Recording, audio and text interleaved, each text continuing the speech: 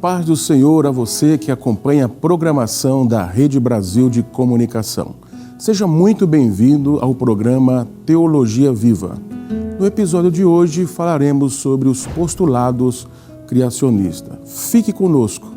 O programa Teologia Viva está no ar.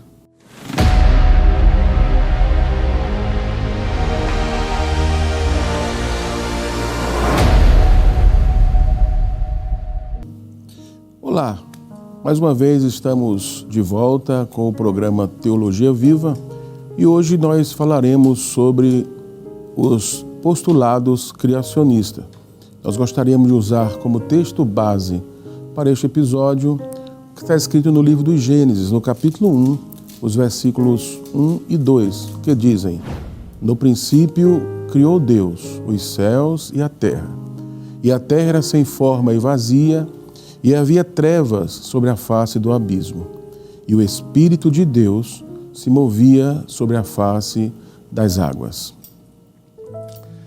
A doutrina da criação é a primeira e a mais fundamental doutrina bíblica, da qual as outras dependem. Sob esse ponto de vista, nada no mundo faz mais sentido se não for à luz da criação em Gênesis. Por isso, a sabedoria do tempo nos diz repetidamente para conhecermos a doutrina da criação em sua forma literal e histórica. Tudo que foi feito até esse ponto da existência humana mostra que a palavra de Deus e a história que nos é apresentada em Gênesis são verdadeiras.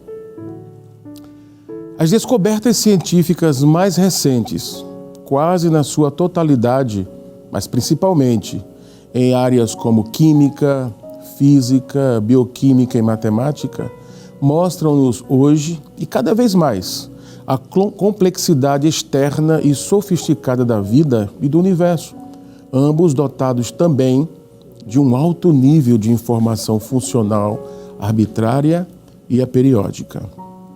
Ao longo desses episódios, daremos um enfoque à historicidade dos princípios criativos, sem fazer apologias a um sentimento fundamentalista nem dogmático, mas apenas aludindo aos elementos necessários para uma fé centralizada na revelação e entendimentos da vontade de Deus.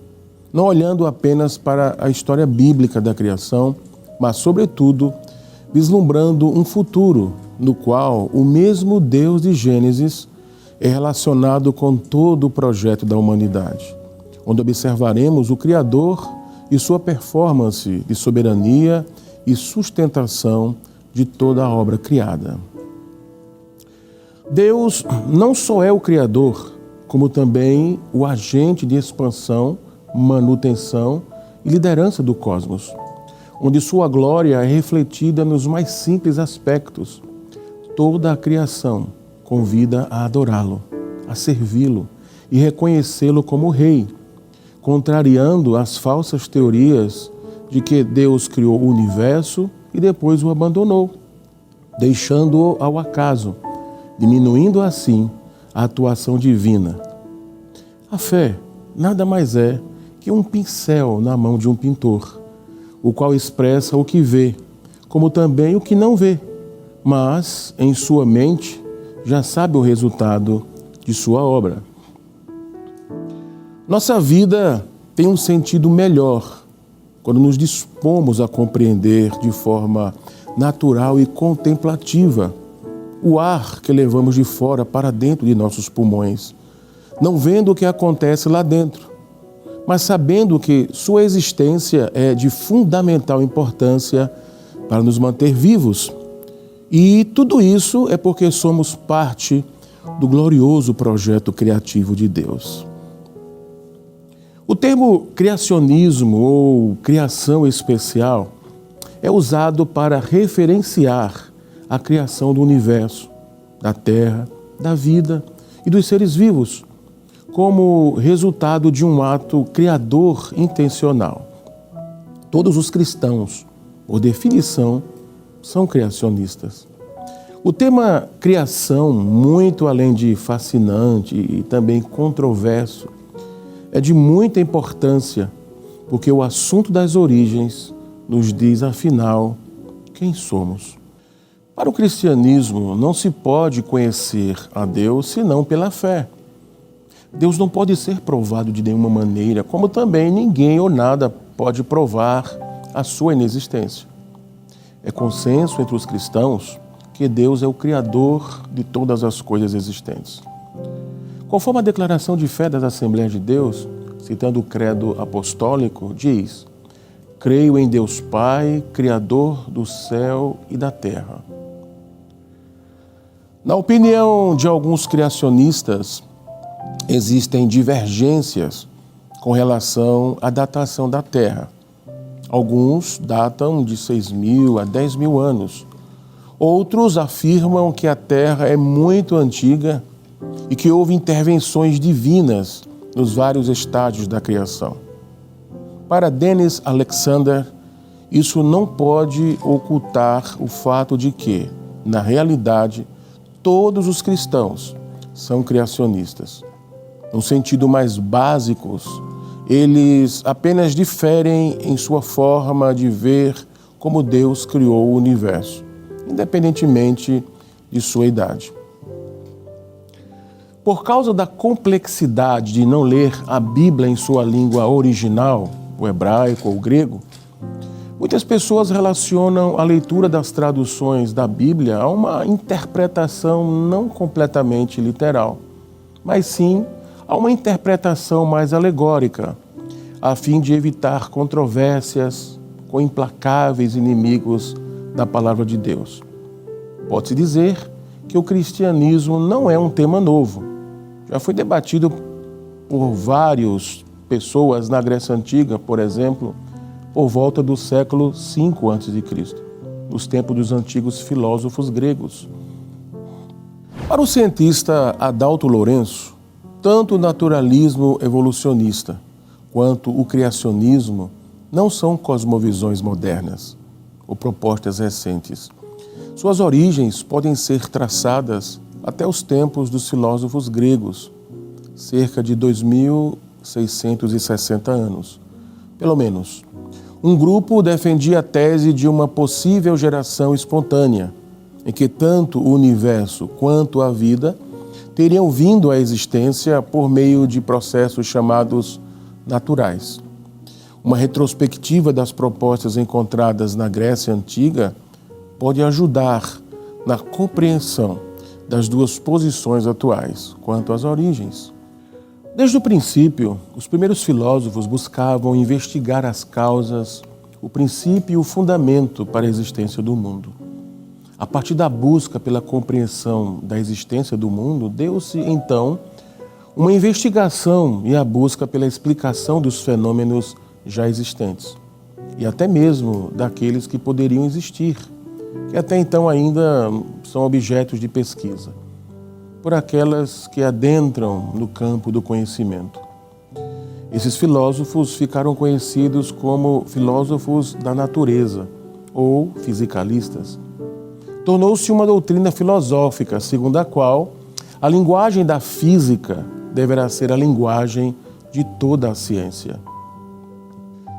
Para o fisicalismo, mente é igual ao corpo e tudo se reduz a um processo físico. Não existem ideias privadas. É uma doutrina filosófica de que tudo o que existe no mundo, espaço-temporal, não é mais do que as suas propriedades físicas. Toda propriedade de uma coisa física ou é uma propriedade física ou uma propriedade de que, de algum modo, está intimamente relacionada com a sua natureza física. Na filosofia contemporânea, este termo é muito utilizado em filosofia da mente e muitos associados aos problemas da mente e corpo. Como o fisicalismo reclama que não há mais coisas para além das coisas físicas, pode considerar-se uma doutrina ontologicamente monista. O fisicalismo ontológico nega coisas como almas cartesianas e divinas ou divindades sobrenaturais.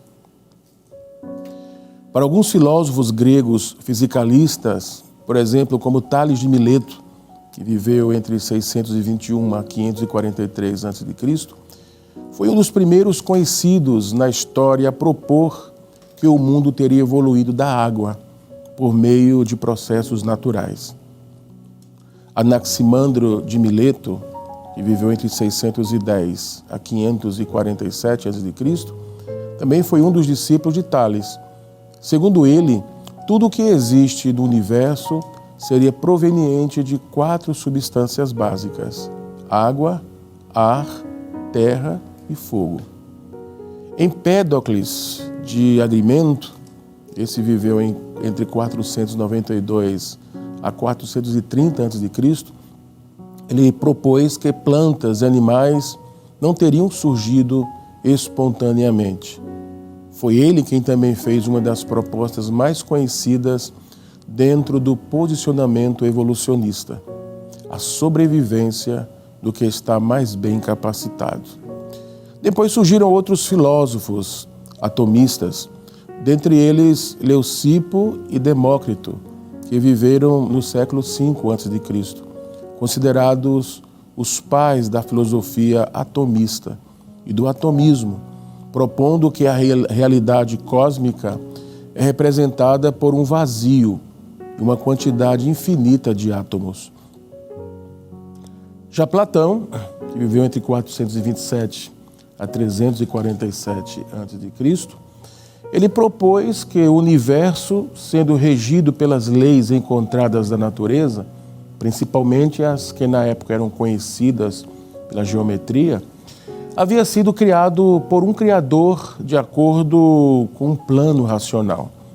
Foi um dos primeiros filósofos gregos a aceitar a redondeza da Terra, por exemplo. Aristóteles, que viveu entre 384 a 322 a.C., foi um discípulo de Platão. E ele aceitava também, pelas mesmas razões que seu mestre, que o universo havia sido criado. Fica claro, então, que o assunto tem implicações indagativas bem anterior ao cristianismo.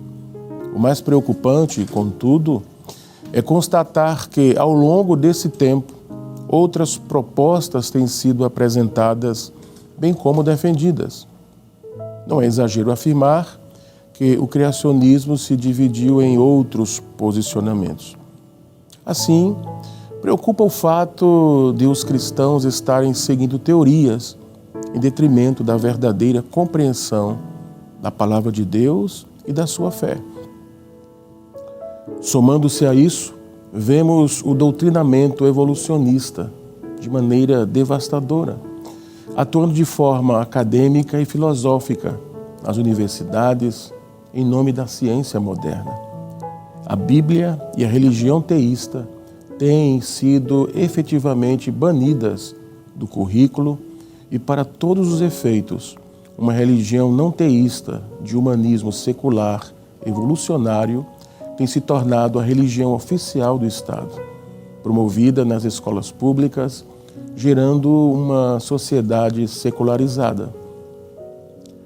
O resultado de algumas gerações de doutrinamentos evolucionistas tem sido devastador. As escolas secularizadas geraram uma sociedade secularizada. E o secularismo e o relativismo têm obscurecido a forma como o cristianismo poderia ser apresentado nos círculos acadêmicos. A verdade é que a controvérsia sobre as origens toca as fibras mais profundas dos nossos conceitos éticos, morais, sociais e também religiosos. Eis porque muitos agem mais de forma passional do que racional em relação a esse tema. Observamos uma crescente tentativa de abandonar totalmente a Bíblia como fonte de respostas com relação às origens e ao pensamento evolucionista. Isso tem ocupado não só as mentes, mas também o sentimento academicista, formando assim barreiras de entendimento na visão secular. O evolucionismo hoje se constitui na única versão das origens ensinada nas escolas de todo o mundo. Os livros escolares estão repletos de supostas evidências, geralmente apresentadas como provas indiscutíveis da evolução. A explosão do Big Bang, o homem das cavernas, as similaridades entre os seres vivos são apenas alguns dos elementos dessa fantástica história que mistura sinuosamente fatos e hipóteses. Há muito tempo, o relato bíblico da criação era tido como expressão da verdade acerca das nossas origens. Hoje, vivemos um tempo em que a grande maioria dos cientistas crê que a teoria da evolução é a resposta por excelência para o enigma das origens. E é só o que se ensina em nossas escolas e universidades a esse respeito. Como foi que chegamos a esse ponto? De que modo o sistema educacional se viu completamente imerso na filosofia evolucionista?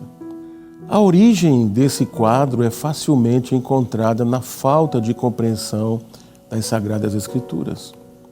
Não restam dúvidas de que, durante décadas, os debates entre criação e evolução levaram mais à tentativa de provar quem estava com a razão, que mostrar pela ciência a realidade da essência do poder transcendental e eterno, criador e mantenedor, o que resultou hoje em deméritos em relação aos propósitos das Sagradas Escrituras.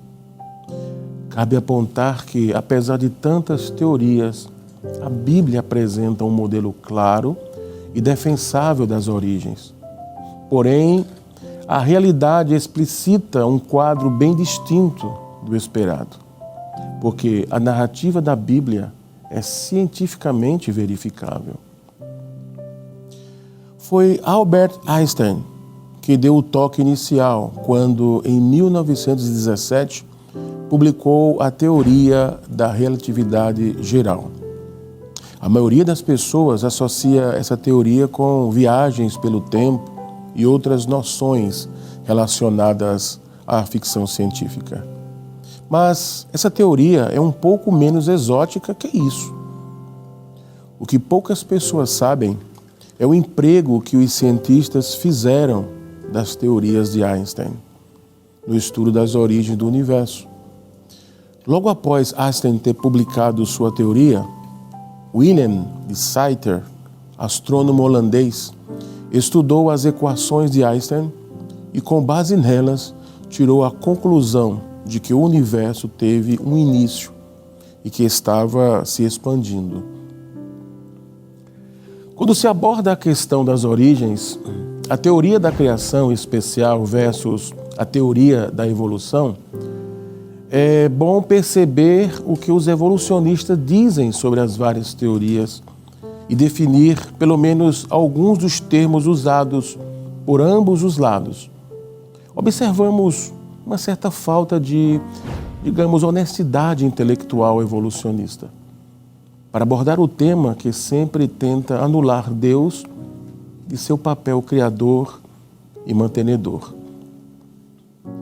Para o pastor e escritor Ezequias Soares, planejamento, origem e manutenção de todas as coisas no céu e na terra envolvem governo e preservação de toda a criação. A descoberta de que um universo teve um começo não foi aceita com alegria. Muitos cientistas se rebelaram contra a noção, porque indicava um agente que deu início ao processo. Na realidade, Einstein foi o primeiro a reclamar. A princípio, ele se recusou a acreditar que o universo estava se expandindo e procurou descobrir alguma saída matemática da conclusão de que o universo teve um começo.